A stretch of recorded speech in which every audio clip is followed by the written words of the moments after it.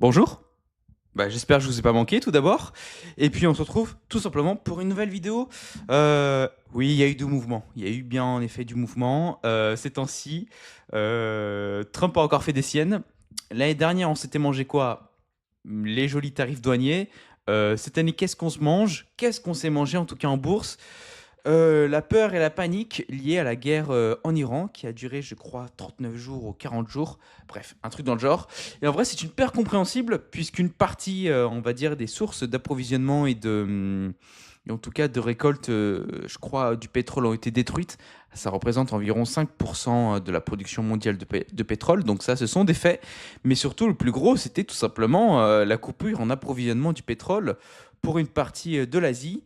Et donc, cette coupure de l'approvisionnement en pétrole pour une partie de l'Asie, eh bien, tout simplement, ça a causé quoi? La flambée des prix du pétrole. Donc, on était, je crois, arrivé à 110 dollars le baril de pétrole. Bref, une belle histoire à la Trump. Donc, voilà. Je m'en parlerai un petit peu pas plus. J'en parlerai pas plus, en tout cas, de cette guerre. Mais moi, je remercie les marchés financiers de cette surréaction, tout simplement, puisque qu'est-ce que j'ai fait sur le portefeuille? Alors, déjà, tout simplement, j'ai enregistré tout simplement sur le mois d'avril, hein, le 1er avril, ouais, je suis passé de 26% de plus-value, sachant que j'investis tous les mois, 26% à 17%. J'étais tombé à 17%, donc j'avais perdu, je crois, j'avais perdu pas mal, mais j'en ai profité pour acheter quoi? Du méta qui a bien chuté pour plusieurs raisons. Déjà, le secteur technologique qui a complètement corrigé. Il n'y a pas eu que le secteur technologique, hein. Il y a aussi le secteur du luxe. On avait vu Hermès, LVMH qui ont pris de sacrées claques, hein. Mais après, c'est compréhensible pour LVMH et pour Hermès, puisqu'en fait, bah voilà, c'est une partie de leur chiffre d'affaires qui est exposée au Moyen-Orient, qui prend des claques s'il y a une guerre. Et en plus de ça, c'est qui consomme les produits de luxe? Eh bien, ce sont tout simplement une population assez aisée au Moyen-Orient. Donc là, on pense tout simplement à l'Arabie Saoudite, etc. Bon, voilà, si on commence à bombarder ces pays-là, ça va pas le faire. Donc déjà qu'EVMH est dans un gros cycle baissier, et le secteur du luxe en général se porte pas très bien, hormis quelques entreprises qui arrivent à se distinguer du lot. Donc là, je pense notamment à Brunello Cucinelli ou encore à Hermès. Mais bref, donc le secteur du luxe français s'était pris une claque, ou même celui de l'international. Il y avait eu aussi le secteur du BTP, des bâtiments, des infrastructures, etc. Donc là, je parle notamment de Vinci, WeBuild, très belle boîte. Bah voilà, tout simplement, quand il y a une menace, tout simplement de garder les taux d'intérêt à un certain état, voire à une menace de les remonter face à un risque d'inflation, notamment lié à la crise du pétrole. Bon, bah, les premiers qui sont impactés, c'est notamment le secteur des infrastructures et du bâtiment qui, eux, ont besoin de crédit pour financer tout simplement leur activité. Et donc, ce secteur-là aussi prend un coup. Et eux, notamment le secteur technologique, le secteur qui avait notamment souffert, l'action qui a notamment souffert, c'est ma plus belle valeur. Enfin, j'espère que vous avez la ref. Je pense qu'il y en a qui ont la ref. Samsung. Samsung, donc voilà, qui a pris une petite claque liée au baril de pétrole. Pourquoi? Parce que l'Asie est fortement exposée tout simplement aux importations de pétrole liées au détroit d'Ormuz. C'est pas tant l'Europe que ça qui est impactée. L'Europe est impactée juste par le prix, mais elle n'est pas impactée par l'importation de pétrole parce qu'elle ne se fournit pas via le détroit d'Ormuz, ce qui n'est pas le cas de l'Asie. Donc là, on avait TSMC, voilà, qui avait bien corrigé. On avait Samsung, on avait d'autres valeurs aussi qui sont fortement liées. Du coup, Nvidia, je trouve, elle a plutôt bien résisté. Elle stagne encore, mais elle avait plutôt bien résisté à cette petite guerre. Et donc, moi, j'en ai surtout profité pour acheter du méta. Juste ici, je crois qu'on était arrivé à 20 PE, donc une excellente opportunité. Pourquoi? Alors, il y a plusieurs raisons. Tout simplement, le procès qui a eu lieu contre Meta et contre Google, jugé des réseaux sociaux, parce qu'ils ont été tout simplement jugés trop addictifs, en fait. Et donc, en fait, la Cour suprême aux États-Unis, ou en tout cas un des États américains de la Cour, lui ont imposé des amendes. Une amende, je crois, qui se levait à plusieurs millions de dollars. mais qu'est-ce que ça représente réellement dans le chiffre d'affaires de la boîte? Pignouf, ça représente que dalle, ça représente que dalle. Donc en fait, c'est plus un truc, une surréaction du marché que plutôt réellement un impact négatif sur la boîte. Donc voilà, et en plus de ça, avec la guerre en Iran, bon bah voilà, il y a double peine pour l'action, mais est-ce que ça remet vraiment en cause le modèle économique de la boîte? Non, bien au contraire. Donc j'en ai profité pour acheter la boîte à 20 PE. Et un 20 PE, Meta, c'est une opportunité en or. Donc j'en ai profité juste avant plus que Trump annonce la trêve de cette guerre. Donc voilà, et j'ai acheté aussi, je crois, l'action de CRSI. Ouais, ici. Pourquoi j'ai acheté? Tout simplement, là, je vous dis, c'est plutôt un effet de spéculation, ce que je fais parce que je compte la revendre assez vite. Malgré le fait que c'est une action française du coup de data center spécialisée dans l'IA, donc là, ça pourrait bien servir, je pense, à Mistral, qui notamment a levé 1 milliard de dollars. Donc je crois que ça représente environ 800 millions d'euros, c'est ça? Pour créer des data centers français. Et qui dit data center français et souveraineté européenne dans l'IA, dit forcément recrutement de boîtes européennes qui fournissent des data centers pour, pour Mistral.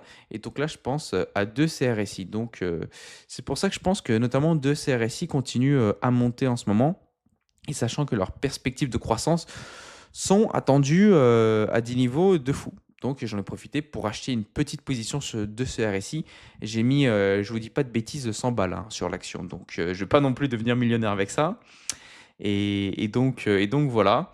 Et donc là, vous vous dites, pourquoi on a un petit peu cette modification-là sur le graphique, sur cette période-là. Vous voyez que là, un petit peu, on stagne. Bah, tout simplement parce que j'ai pas investi sur le mois de mars, j'ai pas fait du DCA, j'ai investi au mois d'avril. Le 1er avril, j'ai acheté du Meta, donc ça, je vous en avais parlé. Mais au mois de mars, non, j'ai pas investi, j'ai plutôt fait la réallocation du capital. Ça veut dire que, si vous voyez bien, j'ai voulu tout simplement convertir mon Nasdaq que j'avais, parce que je trouve que j'avais deux ETF, en fait j'avais un doublon d'ETF quoi.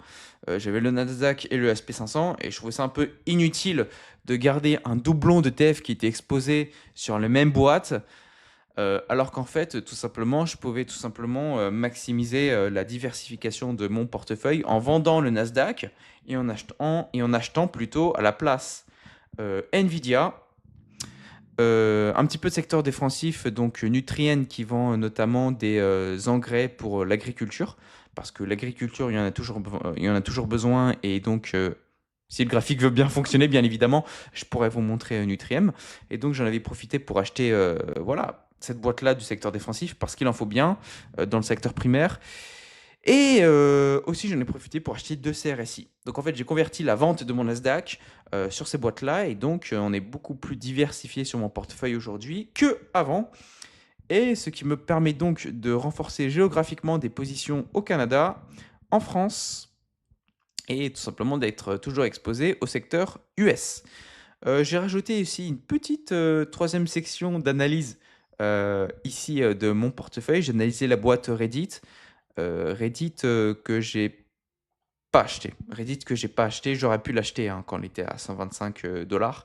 J'ai pas acheté parce que j'ai préféré acheter Meta à la place. Donc voilà.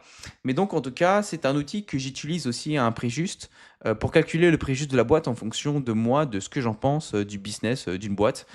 Et donc, je le ferai, je pense, la prochaine fois pour peut-être WeBuild. WeBuild, une société italienne basée notamment dans la construction d'infrastructures hydrauliques. Barrages, non pas les barrages hydrauliques, pardon, mais le réseau de distribution hydraulique. Parce que l'Italie souffre, c'est un pays qui souffre de structures, d'un manque de structures de réseau hydraulique. Notamment, je crois, c'est 40% de l'approvisionnement en eau en Italie qui est perdu. Donc c'est énorme, hein. Alors en fait, un réseau de canalisation hydrique qui souffre et assez vieillot en Italie. Et donc WeBuild peut notamment réaliser un bon chiffre d'affaires, notamment juste en Italie. Mais en plus de ça, elle est notamment insérée, cette boîte est notamment insérée, WeBuild, on va la mettre, hop. En plus, elle a bien chuté en bourse, hein. Donc c'est pour ça que j'hésite à l'acheter. C'est une belle boîte. Et en plus de ça, voilà. Donc voilà. Et en plus de ça, qu'est-ce que je veux dire sur la boîte? Ouais, tout simplement, ses perspectives de croissance sont toujours bonnes. Et c'est un concurrent de Vinci, mais un concurrent de Vinci assez solide, hein. Notamment qui est spécialisé aussi dans type les infrastructures écologiques. Écologiques. Donc en fait, c'est une très bonne société pour garantir une certaine souveraineté dans le secteur écologique européen. Et je sais que ça, pour le coup, les subventions de l'État pour ça, ils en font pas mal. Donc je me dis que ça peut être une bonne société, ça peut être un coup à tenter, sachant que là, elle a bien chuté. Et je crois que là, on est à 10 de PE. Ouais, Vinci se paye quand même, hein. Le concurrent français se paye 15 fois les bénéfices. Donc je trouve ça un peu cher. Mais là, 9 fois 10 fois les bénéfices, juste parce que c'est une société italienne, enfin, pour moi, ça peut être vraiment pas mal. Donc j'hésite à acheter 8 builds, je verrai. Il faudrait que je fasse une analyse plus complète sur la boîte. C'est peut-être une vidéo que je ferai. 8 builds, c'est qui m'en a parlé tout simplement. Je sais que ça peut vous paraître fou, mais c'est ma tante qui m'en a parlé de 8 builds. Enfin, elle m'avait parlé en tout cas du CEO du 8 build qui faisait une très bonne gestion, en tout cas, qui a le nouveau CEO, ouais, le fils en fait, du père qui est arrivé, je crois, en 2020. Et depuis 2020, ils ont fait une réallocation du capital magnifique, ce qui a permis une belle croissance pour la boîte. Depuis 2020, ils se sont exposés notamment au Moyen-Orient. C'est pour ça que la boîte avait chuté, parce qu'ils ont développé une diversification de leur chiffre d'affaires, notamment au Moyen-Orient. Et c'est pour ça que la boîte, elle a chuté. Mais depuis la trêve, en fait, elle a repris des couleurs. Et donc, j'hésite à investir dans WeBuild. Mais je ferai une analyse complète de la boîte parce qu'elle est vachement pas mal. Et donc, voilà. Et donc voilà, c'était une petite vidéo pour vous tenir au courant et au jus. Et je compte sortir aussi une prochaine vidéo sur l'économie de l'école autrichienne vis-à-vis du Bitcoin, parce qu'il y a beaucoup de choses à dire sur ça et je trouve qu'on n'en parle pas assez. Bref, en tout cas, c'était Willy. J'espère que cette vidéo vous aura plu. Et le portefeuille a repris des couleurs depuis la trêve en Iran. J'en ai profité pour acheter Meta à un bon prix. Bref, ciao!